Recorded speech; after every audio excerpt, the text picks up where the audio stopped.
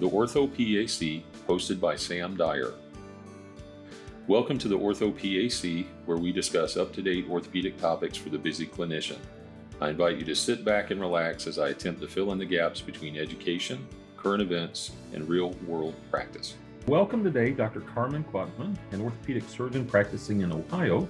She's board certified and her primary focus is trauma and geriatrics. Dr. Quatman, we're very excited to have you on the podcast, and welcome. Thank you. I'm very excited to be here. You are, I think this is correct information, one of two orthopedic surgeons who are fellowship trained in geriatric orthopedics.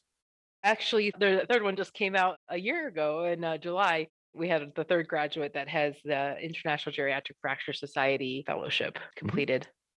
I had asked a couple of orthopedic surgeons that I work with, and they hadn't heard of that. So I was hoping you might share with our listeners about the fellowship and what it entails and how you decided on that as a fellowship.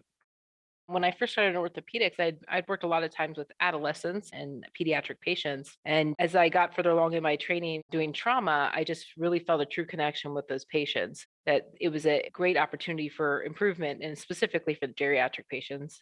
After one of my injuries, I was at home alone, trying to navigate my stairs and cook and get into the car all by myself. I was a former athlete, and it was a struggle for me. I can't imagine being 70 or 75 and having hearing issues or vision loss and trying to do this.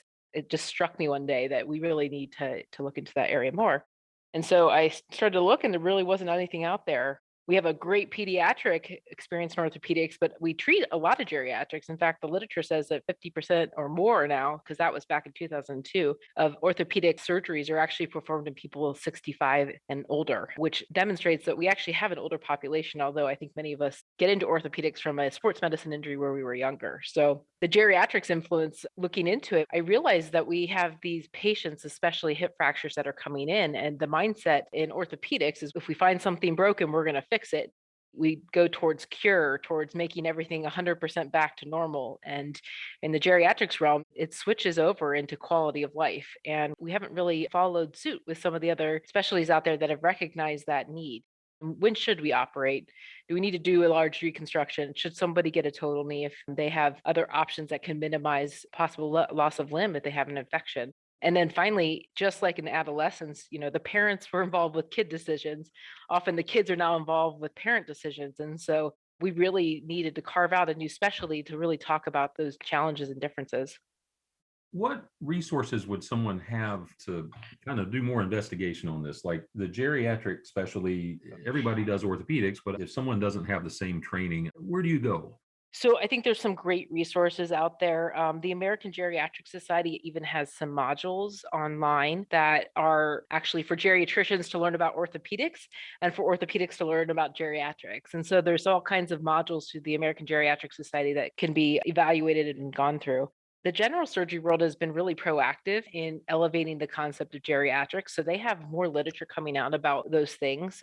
And then finally, I would really recommend doing a frontline work with the geriatricians. That was something that was probably the most meaningful for me, is to understand the barriers to geriatric care.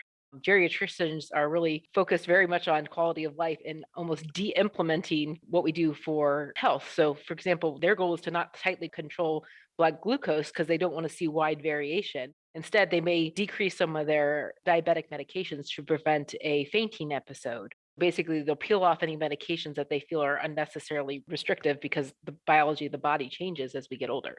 If you walk with the geriatricians, you'll hear the barriers of care. So, say a patient shows up in your clinic with dementia, and I'm sure all of us in orthopedics have had that case. They come on alone and with a piece of paper from a skilled nursing facility that we're sitting in. And so getting to learn the skilled nursing facility side of things really influenced how I interact with patients. I spend a lot more time on my notes to make sure that they get back, and we fax those notes directly back to wherever people are going, because we can't rely on the patients or transport to get that back. I call it frontline walking, or going to Gemba, really influenced the way I practice just because I am very aware of the situation. Is that your primary practice, geriatric patients?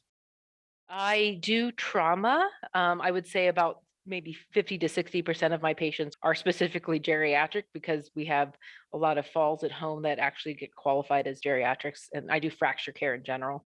I've also run a bone health clinic, so working on fracture prevention. I currently don't do that because our volume for surgery is too high. And so we work closely with our endocrinology department. Probably one of the best resources to understand osteoporosis is Own the Bone website, where they talk a lot about education for osteoporosis. And if we were going to make one big movement, this is where I feel like our APPs and NPs can really make an effort. And many of the surgeons are trying to get there, just talking about what osteoporosis is, making sure they get a DEXA scan and making sure they go back to their primary care doctor and talk about it. Or if their doctor doesn't feel comfortable, making sure they get referral to somebody who does. Because the most frustrating thing is a hip fracture followed by another hip fracture or some implant that we place in with a fracture around it because we didn't treat the primary problem, which was bone health. Correct. We have a bone health staff with our practice and definitely gaining traction. I wanted to shift gears just a little. You had talked about on your bio and your background, your interest in psychological safety. I supposed that this was related to your work on fall prevention in your earlier research and such, but I was hoping you might share some of that. Does that describe workplace safety? Does that describe patient state of mind? You want the patient to feel safe when they're in their home. And one of the research goals I've really focused on and I have most of my funding around is working on helping patients stay home safely for as long as they desire. And so you want them to feel safe navigating their home.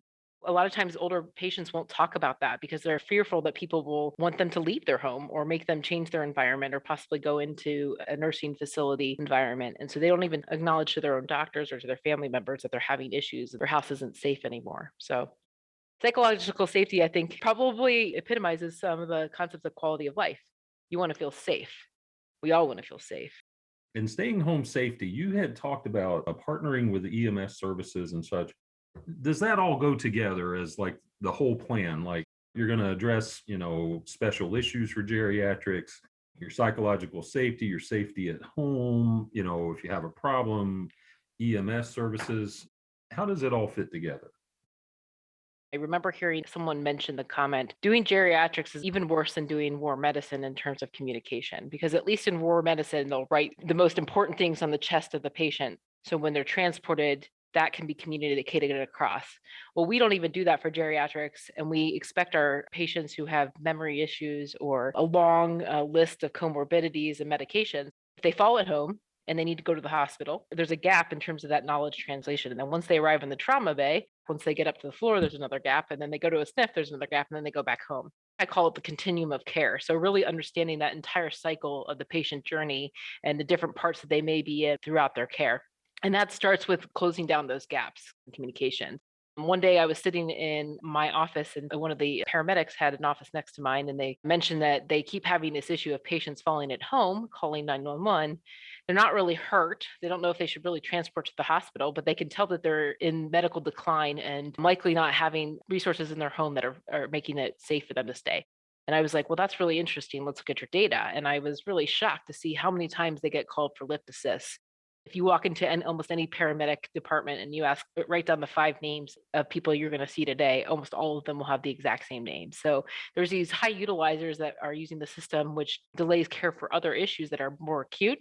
And there's really no referral source to close down that gap. So that's where we have focused with our paramedic team is closing down that gap, breaking down the barriers. So the patients, if they fall at home and they come to the hospital, I know that I can return them to a safe home, not one that they weren't safe in where they fell. If they fell by the toilet, they might need a grab bar. If they fell in the kitchen, they might need to have the rug removed. So making sure that we have eyes in the home when we normally don't, that partnership has really allowed us to close down a lot of those gaps. I appreciate your coming out and talking about this. It's more than just making the x-ray look better. It's about the person, what happens after the surgery, where they go, and taking an active role in it. And I think it's just awesome. I appreciate you coming on and talking about this. Do you have any other thoughts or anything you'd like to share with our listeners? I mentioned before, going to the front line and just experiencing it, just seeing it, you don't have to spend a lot of time, can be really helpful. When I went down this pathway, I didn't realize how much what I learned would influence my day-to-day life. My dad was ill and diagnosed with glioblastoma. And in order to get him home safely, I used a lot of my geriatric principles and even to have hard conversations with my own family members about end of life discussions and what are goals. And getting that skill set was so powerful. I think getting palliative and hospice involved is always a scary thing for many families. And I didn't realize the personal touch that added, and understanding what palliative is versus hospice, and how many people don't get the resources that they need to really have a great quality of life when they're sick. I think if I were to give any resources to anybody, is to reach out to those teams if you have availability to learn about hospice and palliative care, how to have a hard conversation about end of life planning, because the worst case scenario is you have to make a decision for your family member, or they have to make a decision for you, and ending life with compassion and empathy can be a really beautiful way to do it if you know that you're all on the same page, versus having to make hard decisions that you live with regret. So that's a long summary to say, just learn more about hospice and palliative care. I think there's so many underfunded and underutilized opportunities there. So well said. On a personal level, I'm going through something like that myself, and I totally appreciate you saying that. Dr. Quatman, thank you for being on today. We appreciate your time, and hopefully we can get you on in the future. Wonderful. Well, thank you so much. I appreciate it. Thank you for joining the OrthoPAC podcast. The PAOS Orthopedic Boot Camp, November the 13th and 14th. Brush up on your orthopedic assessment and clinical knowledge. Please register online at www.paos.org/CME. Again, it's Saturday and Sunday, November the 13th and 14th, a day and a half, 12 hours of CME. So I hope we see you there.